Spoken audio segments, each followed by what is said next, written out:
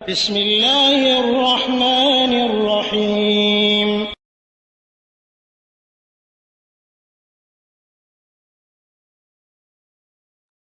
بسم الله الرحمن الرحيم الحمد لله رب العالمين والصلاة والسلام على أشرف الأنبياء والمرسلين نبينا محمد وعلى آله وأصحابه أجمعين أما بعد ওয়ালাইকুম আসসালাম ওয়া রাহমাতুল্লাহি ওয়া বারাকাতুহু। সম্মানিত ভাই, আপনি প্রশ্ন করেছেন যে আল্লাহ তাআলা সর্বত্র বিরাজমান, এই কথা বলে আপনি বলেছেন, আপনার একজন লোক বলেছে ঠিক না। আসলে আল্লাহ রাব্বুল আলামিন সর্বত্র বিরাজমান এই কথাটা আল্লাহ রাব্বুল আলামিন বলেননি নিজের জন্য, আর এটা ভুল আকীদা, এই জিনিসটা সঠিক না। কারণ আল্লাহ রাব্বুল আলামিন সর্বত্র বিরাজমান এটা ইসলামের কোনো আকীদা না। ইসলামের আকীদা হচ্ছে আল্লাহ রাব্বুল আলামিন বলেছেন তিনি আর রহমান ওয়া আলাল আরশি ইস্তাওয়া, তাহার মধ্যে রয়েছে সূরা তাহা এবং পবিত্র কোরআনের 7 জায়গায় আল্লাহ তাআলা এই কথা উল্লেখ করেছেন যে আল্লাহ রাব্বুল আলামিন আরশের উপরে আছেন। এই পৃথিবী থেকে প্রথম আকাশে পৌঁছতে হলে 500 বছর সময় লাগবে। প্রথম আকাশটা এত পুরো যে সেটা ছেদ করে বাইরে তুলে ওই উল্টা সাইডে অন্যদিকে সেখানে আপনি আরও 500 বছর লাগবে। এক আকাশ থেকে আরেক আকাশের ফাঁকা জায়গা, প্রথম আকাশ থেকে দ্বিতীয় আকাশে যাইতে হলে আবার 500 বছর সময় লাগবে। আবার দ্বিতীয় আকাশকে ভেদ করে ওই ওপারে যাইতে হলে আরও 500 বছর। এইভাবে 7টা আকাশ, 7টা ফাঁকা জায়গা, 7টা আকাশের পুরুত্ব এবং 7 আকাশের উপরে আবার ফাঁকা জায়গা, সেটাও 500 বছরের দূরত্ব। তার উপরে সমুদ্রের গভীরতাও 500 বছরের। তারপর সমুদ্রের উপরে আরশের উপরে আল্লাহ রাব্বুল আলামিন আছেন। তাহলে আল্লাহ রাব্বুল আলামিন নিজস্ব পবিত্র সত্তায় উনি আরশের উপরে আছেন, কিন্তু আল্লাহ রাব্বুল পবিত্র সত্তা সব জায়গায় নয়, সর্বত্র বিরাজমান। এটা ভুল কথা, ভুল আকীদা এটা। কারণ কোরআনও নেই, হাদিসও নেই। আল্লাহ তাআলা নিজের ব্যাপারে যা বলেছেন সেটাই আমাদেরকে বিশ্বাস করতে হবে, ঈমান আনতে হবে। আল্লাহ রাব্বুল আলামিন কোরআন হাদিসে কোথাও বলেন না যে আমি সর্বত্র বিরাজমান, সবখানে আছি। আল্লাহ রাব্বুল আলামিন বলেছেন আমি আরশের উপর আছি, কিন্তু সেখান থেকে আমি সৃষ্টি জগতের সব কিছু দেখতেছি। আল্লাহ তাআলা সব কিছু দেখতেছেন, আমাদেরকে দেখতেছেন, আমাদের কথা শুনতেছেন। আল্লাহর ক্ষমতার ভিতরে আমরা আছি, আল্লাহ তাআলা আমাদেরকে দেখতেছেন, ওনার নজরে, ওনার আয়ত্তের ভিতরে আমরা আছি। এটা আল্লাহ তাআলা পবিত্র কোরআন সবখানে উল্লেখ করেছেন। আর পৃথিবীতে অনেক ছোট, আল্লাহ রাব্বুল মহান। আল্লাহ আরশটা সবচেয়ে বড় সৃষ্টি জগতে এবং সেখানে আল্লাহ আরশের উপরে আছেন, কিন্তু আল্লাহ আরশের মুহতাজ না। কিন্তু এটা আল্লাহ রাব্বুল আলামিন নিজের জন্য একটা সম্মান প্রদর্শন একটা ব্যাপার, উনি সেটা প্রকাশ করেছেন। এটা আল্লাহর ইচ্ছা। আল্লাহ রাব্বুল আলামিন কোনো কিছুর মুখাপেক্ষী নন, কিন্তু আল্লাহ রাব্বুল আলামিন ইচ্ছা করেছেন উনি আরশের উপরে স্থান নেবেন, উনি স্থান নিয়েছেন।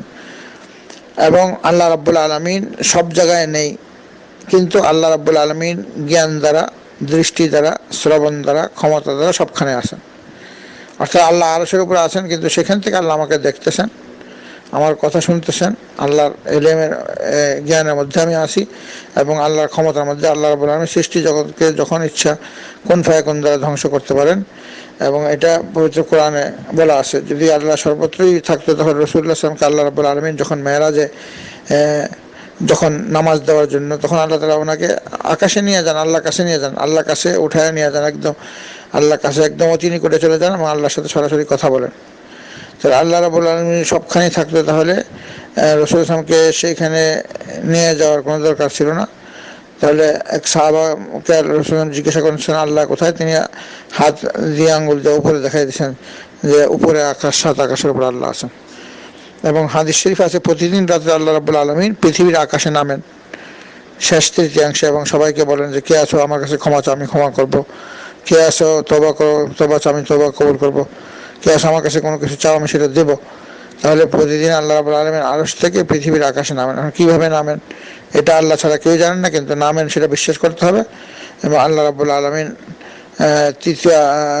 এক তৃতীয়াংশে আসেন, আবার ফজর হয়ে গেলে উনি চলে যান। কোথায় চলে যান? আরশের উপরে চলে যান। এটা কিভাবে আসেন এটা আল্লাহ তাআলাই ভালো জানেন। এটা আমাদের খোঁজার কোনো দরকার নেই। আমাদের শুধু বিশ্বাস আনতে হবে যে আল্লাহ রাব্বুল আলামিন সর্বত্র বিরাজমান। কথাটা ভুল কথা, ভুল আকীদা। সঠিক আকীদা হচ্ছে যেটা আল্লাহ তাআলা স্বয়ং নিজে বর্ণনা করেছেন, আর রহমান আলাল আরশ ইস্তাওয়া, আল্লাহ রাব্বুল আলামিন আরশের উপরে আছেন, সেটা আমাদেরকে বিশ্বাস করতে হবে। কিন্তু সেখান থেকে আল্লাহ রাব্বুল আলামিন সবকিছু জ্ঞানের মাধ্যমে, দৃষ্টির মাধ্যমে আমাদের সাথে আছেন। এটাই সহি আকীদা, আমাদের এটার মধ্যে বিশ্বাস করতে হবে। এই জন্য আমরা যখন নাকি দোয়া করি তখন আকাশের দিকে দেখি এবং হাত উঠাই। আমরা দুই হাত উত্তোলন করি উপরের দিকে, কিন্তু আমরা নিচের দিকে করি না, ডাইনেও করি না, বামেও করি না। সর্বত্র থাকলে তো হাত নিচের দিকে রেখে করলে চলতো। আমরা কেন হাত এইভাবে দুই হাত ধরে আকাশের দিকে ধরে চাই? কারণ আমরা সবাই জানি যে আল্লাহ আকাশে আছেন।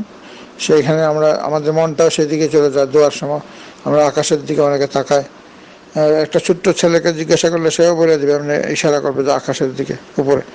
এবং অনেক কাফেররাও জানে এই কথা, কিন্তু দুঃখের বিষয় অনেক মুসলমানরা এই আকীদাটা জানে না। এবং ইমাম আবু হানিফা রাহমাতুল্লাহ আলাইহি উনি তার ফিকহুল আকবরে আকীদার ক্ষেত্রে লিখেছেন যে কোনো মুসলমানকে জিজ্ঞাসা করা হয় আল্লাহ কোথায় আছে, সে যদি না বলতে পারে তাহলে সে ইসলাম থেকে বাইরে হয়ে যাবে। কারণ তার প্রভু কোথায় আছে তাকে অবশ্যই জানতে হবে। এটা ঈমানের একটা দাবি যে আমার রব কোথায় আছেন, আকাশে উপরে আছেন, এটা আমাকে জানতে হবে। যদি আমি বলি সর্বত্র বিরাজমান, এটা সঠিক না। তো কোরআন হাদিস দ্বারা প্রমাণিত আল্লাহ রাব্বুল আলামিন সর্বত্র নয়, আল্লাহ রাব্বুল আলামিন আরশের উপরে আছেন। সেখান থেকে তিনি সৃষ্টি জগতের সব কিছুকে দেখতেছেন, শুনতেছেন, সব কিছুর ব্যাপারে উনি জ্ঞান রাখেন এবং ওনার আয়ত্তের মধ্যে আমরা আছি। আল্লাহ তাআলা আমাদের সবাইকে আল্লাহর ব্যাপারে যা যা উনি বলেছেন সেটা বোঝার এবং বিশ্বাস করার তৌফিক দান করুক। এবং যে সমস্ত জিনিস মানুষ মন গড়া বলে সেই সমস্ত জিনিস নিয়ে আমরা বিশ্বাস না করি, সেগুলো বর্জন করে এই তৌফিক দান করুক। ওয়া সাল্লাল্লাহু আলা নবিয়িনা মুহাম্মদ ওয়া আলা আলিহি ওয়া আসহাবিহি আজমাইন বিরহমাতিকা ইয়া আরহামার রাহিমিন।